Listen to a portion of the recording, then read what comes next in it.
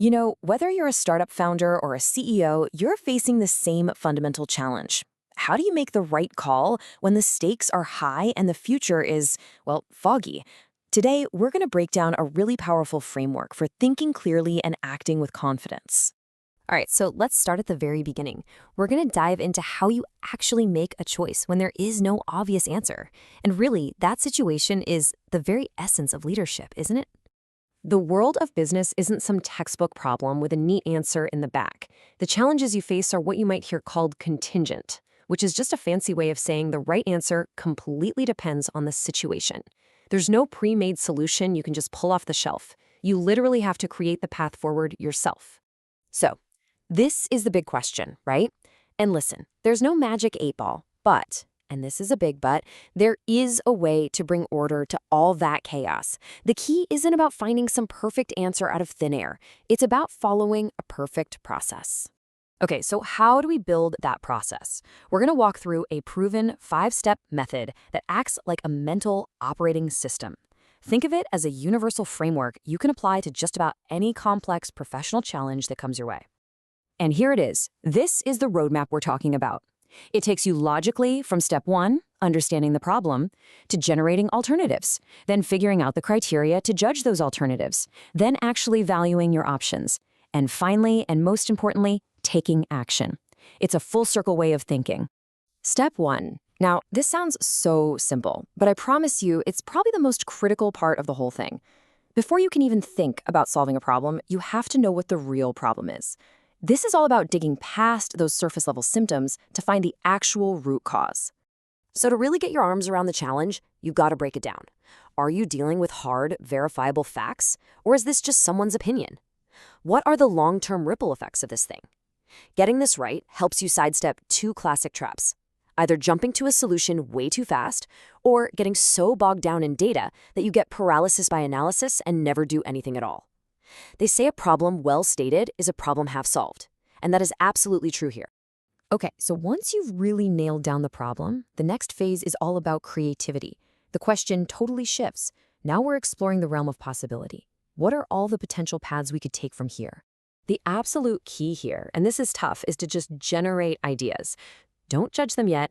Just focus on anything that's actually viable, meaning you could realistically do it. This demands a real openness to new ideas, even and especially the ones that seem to go against what you first thought. The more options you get on the table, the better your final decision is going to be.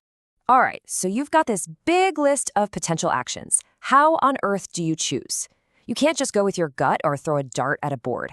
This step is all about building a rational system for evaluation, and you do that by setting clear, objective criteria. And this is just a brilliant way to think about it. First, you have limit criteria. Think of these as your non-negotiables, the bouncers at the door. For instance, any solution has to cost less than $1 million. If an option costs more, boom, it's out. Simple. Then, for all the options that made it past the bouncer, you use order criteria to rank them. Which one gives us the most bang for our buck? Which one is the fastest to implement? See? It's how you systematically find the best possible fit. Okay, so now we've got this awesome framework for thinking. But look, theory is one thing, right? Practice is everything. So let's apply this method to one of the most critical decisions any business has to make, figuring out its marketing strategy and finding its ideal customer. When you boil it all down, the real challenge of marketing is this. In a sea of competitors, how do you find your people and convince them to choose you? The answer lies in a legendary strategic model known as STP. That's segmentation, targeting, and positioning. So the first step is a dose of reality. You can't be everything to everybody. It just doesn't work. Segmentation is the art and science of breaking down the entire messy market into smaller, much more manageable groups or segments of people who share similar needs or habits. But okay, how do you know if a segment is actually any good? Well, there's this really handy checklist called DOMAS. You just ask yourself, is this group actually differentiated from others? Can we operate on it with our marketing? Can we measure how big it is? Can we actually access these people? And maybe most important, is it significant enough to be worth our time and money?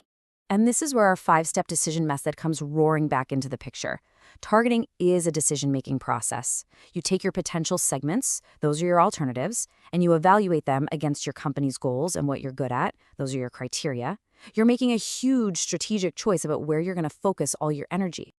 So once you've chosen your target, positioning is how you win them over. It's about how you occupy a unique piece of real estate inside their mind. It's the story you tell that makes you the absolute undeniable best choice for them. Now, what's really interesting is how we do this has totally changed. The old school model, the one many of us learned, was all about the company, our product, our price. The new model completely flips the script. It puts the customer at the absolute center of the universe. And this shift is so crucial.